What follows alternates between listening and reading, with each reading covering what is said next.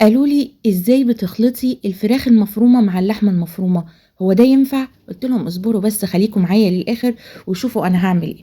زي ما انتم شايفين كده طاسه على النار، بحط فيها شويه زيت حلوين مع معلقه سمنه كبيره. اول ما تبتدي السمنه تدوب والزيت يسخن هنزل بقرنين فلفل شطه.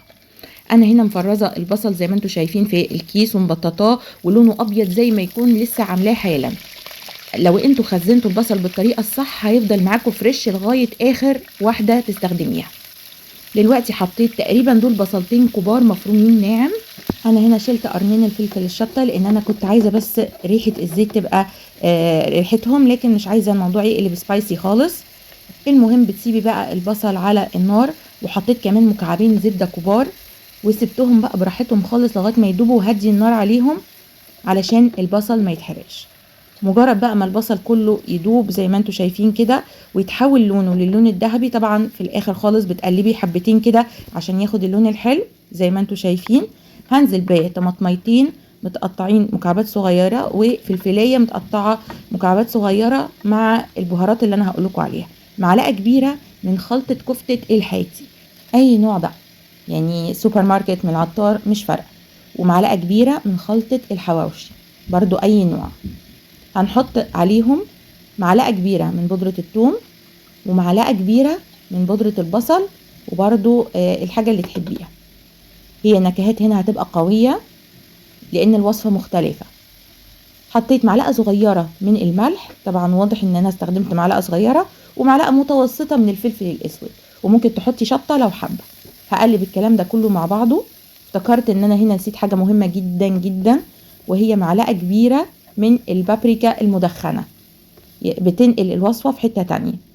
هاتي شوية كده من عند العطار بيفرقوا جامد جدا. المهم هقلب الكلام ده، وحاولي تستخدمي طاسة تيفال لان البهارات اول ما بتحطيها بتبتدي تلزق تحت، فلو كانت الطاسة تيفال الدنيا هتبقى احسن معاكي. المهم بنقلب كده، اول ما يمتزجوا تماما بشيلهم من على النار. هجيب بقى الصينية بتاعتي هحط فيها الحاجات الحلوة اللي انا حطيتها دي بالزيت والسمنة والزبدة، يعني دول اهم من الخلطة نفسها، وهقول لكم ليه. مع اننا مستخدمين كمية دهون كبيرة. وده نص كيلو بانيه فرمته في الكبة زي ما انتوا شايفين ناعم خالص، وحطيت معاهم فحمية كبيرة، حطيت عليها شوية من الزيت. اول ما بدأت بقى تطلع الدخان كده رحت مغطياهم على طول. طبعا انتي بقي غطي بقى بفويل، انا ما كانش عندي فويل. بلاش يعني طبق بلاستيك لحسن يسيح او حاجه. عشان كده انا شلته بسرعه بصراحه، ما قعدتش كتير.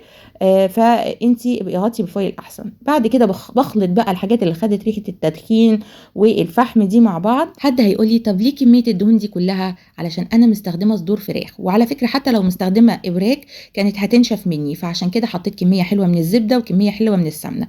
المهم بعد ما خلطت بططتها في الصينيه كلها كده، وهغطيها بستريتش وهدخلها التلاجة من تحت لمدة نص ساعة. في الوقت ده هجيب الصاج الكبير بتاع الفرن، وهحط معلقة كبيرة من السمنة معلقتين 3 كبار من الزيت، اخلطهم مع بعض بحيث يغطوا الصينية كلها، ويبقى كمان فايض زي ما انتوا شايفين، يعني مش مسحة، لا لا، انا عايزة يبقى المنظر كده. وطلعت الصينية من التلاجة، اللون غمق شوية اهو، وده دليل ان هي اتبلت كويس قوي. مش عارفه ليه بقى اول ما شافوني بشتغل في الاول راحوا قالوا لي ايه انتي بتخلطي لحمه مفرومه بالفراخ المفرومه وازاي ومش عارف ايه. دايما ما نحكمش على الكتاب من الغلاف بتاعه. المهم 12 رغيف حطيتهم في الصاج، مره كده ومره كده في السمنه، ربع ساعه على الجنب ده وربع ساعه على الجنب التاني في الفرن، وطلع معانا احلى 12 رغيف حواوشي فراخ ممكن تاكلوهم. جوسي من جوه مقرمش من بره، طعم تدخين الفحم والبابريكا والكفتة الحاتي عاطينهم نقلينهم في حتة تانية. جربوهم بجد وهيعجبوكم جدا، وبس كده وبالهنا.